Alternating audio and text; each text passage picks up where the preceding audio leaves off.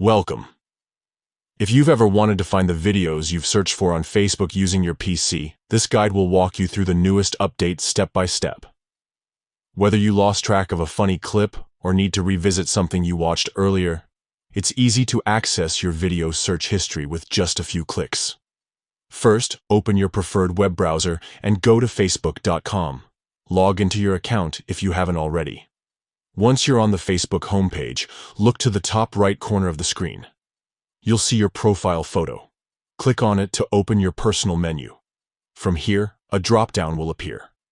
Find and click on Settings and Privacy. This section contains all the tools you need to manage your Facebook experience. In the expanded menu, select Activity Log. The Activity Log is where Facebook keeps a record of everything you've done on the platform, including your video searches. Now that you're in the Activity Log, look for the option labeled Videos you've searched for. Click on it, and you'll see a chronological list of all the videos you've searched for on Facebook. This list makes it simple to scroll through your history and find any video you might want to watch again. If you want to revisit a specific video, just click on its link and it will open right up. You can also manage your history here.